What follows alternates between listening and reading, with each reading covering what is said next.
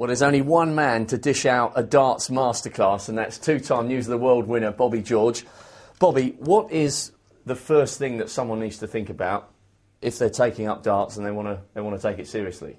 Right. The first thing I'm going to say to you, darts is an easy game to play, but it's a very, very difficult game to play well.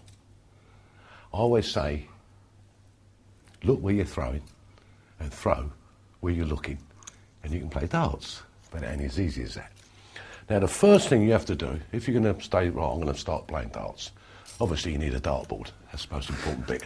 Well, you've got to have a dartboard. And you've got to do the measurements. It's no use just putting the dartboard up and throwing at it. Because if you get good at a certain height, then you're no good at the right height. So you have to measure the dartboard from the floor to the middle of the dartboard, that's the bullseye, is 68 inches. Okay? So you fit the bracket 68 inches, so the dartboard, the eye of the dartboard there, the bullseye, is 68 inches. Now from the dartboard down at an angle, okay, with a tape, is 115.5 inches. That's if the floor's level. Obviously, if it's like that, then it doesn't work out right, but most floors are pretty level.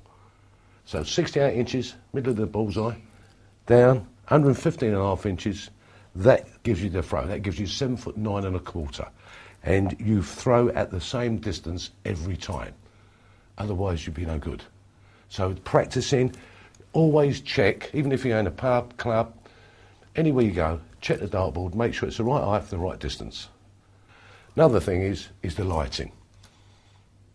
You've got to have good lighting on a dartboard. If you can't see where you're throwing, you can't hit what you're looking at. You've got to look and hit the target that you can see. If you can't see it, how can you hit it? So you need a nice light, a good light on the dartboard. So, light on the dartboard, right height, right distance, and you're on your way. And you're good to go. And then it's game on. Come on then. Right, I want to see, obviously you don't play darts, do you? No, I am a complete and utter novice. Right, so stand at the hockey. How would you stand at the hockey? I mean... Something like that. Right, now, why do you do that? Because you see me do it? Yeah, I think so. Yeah, because that's difficult to stand like that. Do you find that difficult? It's not massively comfortable, but it just feels logical. Yeah, because you're nearer. Yeah. If you turn your foot round, you're further away now. Yeah, of course. Right, but you've got the balance. You feel comfortable. Yeah, it's okay. I wouldn't tell anyone to do that, but I do that.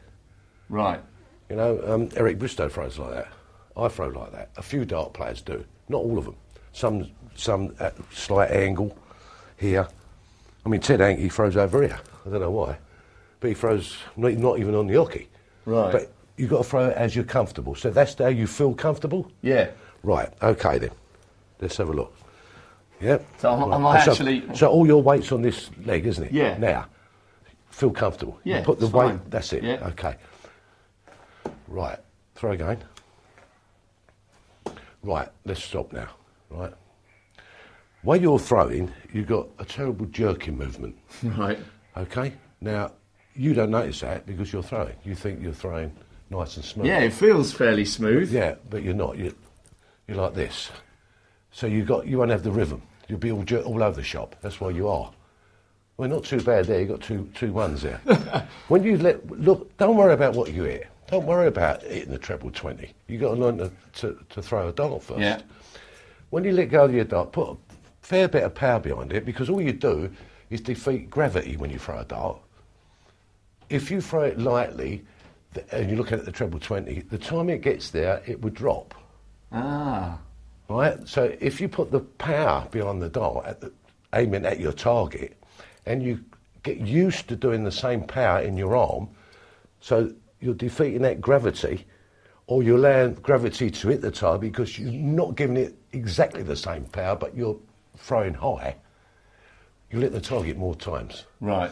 So put a bit of force behind the dart and put your arm out dead straight. Once you let go of the dart, you put your arm out. Okay. That is most important. So you follow through. It sounds like it's a rhythm and it's a full movement rather than a snatch. No snatching. Just arm out, dead straight. Bit of force, arm out. That's it. Now, can you feel that feels better? Yeah, it does feel like it's more... Right, so we'll have another go, right? Doesn't matter what you scored, you can't... That was 3 1s. Yeah, but that's okay. Now, 3 1s is good darts because you're all grouped together. It doesn't matter where they go as long as they all go the same spot. Now, if you throw the first dart, doesn't matter what you hit, try to throw the same. Say in your mind, throw the same. Okay. Doesn't matter if it goes in treble 13 or whatever. Yeah.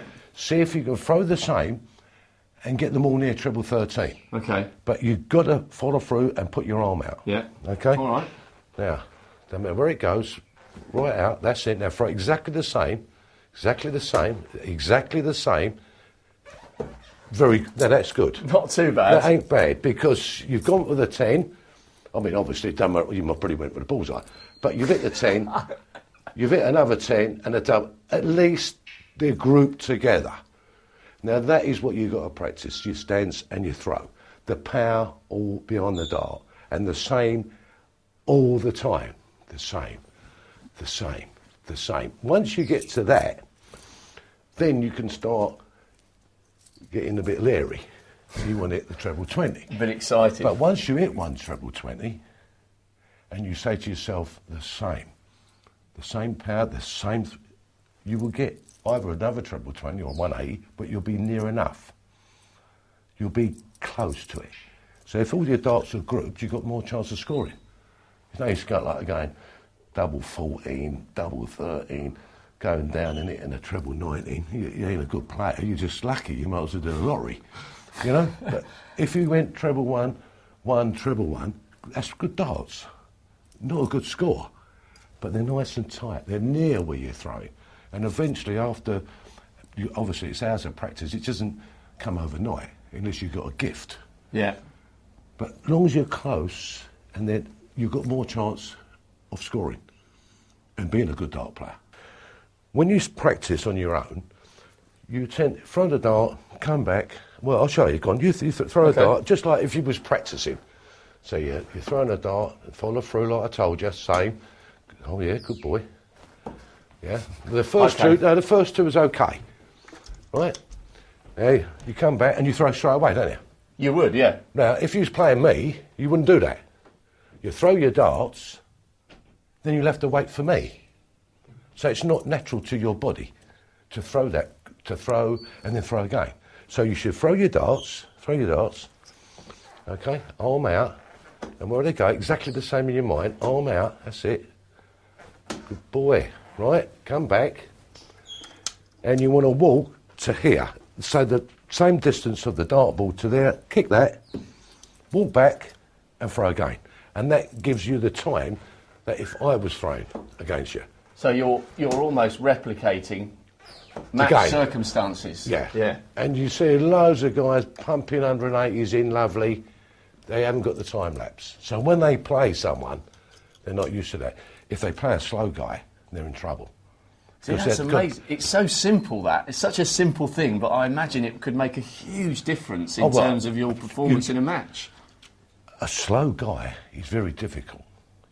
It's very, very difficult to you want to push him out of the way. The fast guy doesn't make no difference because he's not mucking your repetition up. But the slow guy is hard to play against.